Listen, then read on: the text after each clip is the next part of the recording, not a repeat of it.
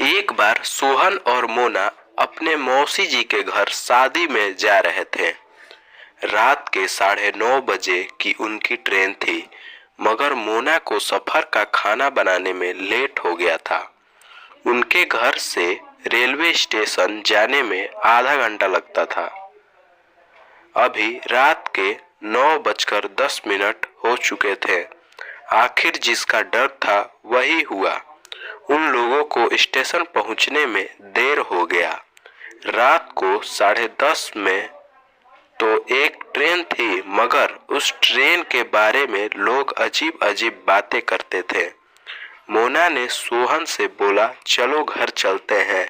मगर सोहन बोला, अगर हम आज ट्रेन नहीं पकड़े तो शादी अटेंड नहीं कर पाएंगे, इसलिए हम अगली ट्रेन से चलेंगे। मोना भी जैसे तैसे मान गई।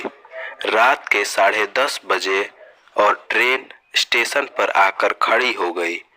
मोना तो डरी हुई थी, मगर वे उस ट्रेन में चढ़ गए।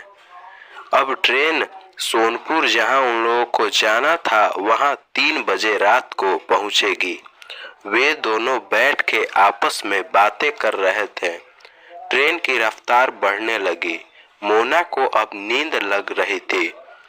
ट्रेन पूरा खाली थी। उन लोगों के अलावा वहां कोई नहीं था। मोना सीट पर ही लेट गई। सोहन अभी जगा हुआ था। उस ट्रेन में कोई नहीं था, क्योंकि उस ट्रेन से सब लोग डरते थे। रात के लगभग 12:30 बज चुके थे। अचानक ट्रेन की सारी लाइटें बंद हो गई। ट्रेन वहीं रुक गई। मोना और सोहन डर गए। वह ट्रेन से बाहर निकल गए। प्लेटफॉर्म पे कोई नहीं था। चारों ओर सन्नाटा छाया हुआ था। तभी वहां डरावनी आवाजें आने लगी। वहां पे किसी के रोने की आवाज आने लगी। सोहन और मोना बहुत डर चुके थे। वे वहां से भागने लगे। तभी उनके सामने एक चुड़ैल आ गई।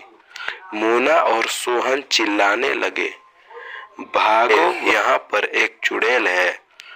दोनों बेहोश होकर गिर गए। सुबह उन्हें होश आया तो वहां 2 आदमी खड़े थे। वे उनसे पूछा, आप बेहोश हो चुके थे हुए, कहीं आप रात की आखिरी ट्रेन से तो नहीं आ रहे थे? उन्होंने उन्हें सारी बात बताई। एक आदमी बोला, उस ट्रेन से कूदकर एक औरत ने जान दे दी थी, तभी से उसका आत्मा उसे ट्रेन में रहती है। सोहन और मोना वहां से सीधे घर चले गए। फिर वे कभी भी रात में सफर नहीं करते थे। ऐसे ही कहानी देखने के लिए चूचू टून्स को सब्सक्राइब करके सपोर्ट करें और कमेंट में ज़रूर बताइएगा कि ये कहानी आपको कैसा लगा। धन्यवाद।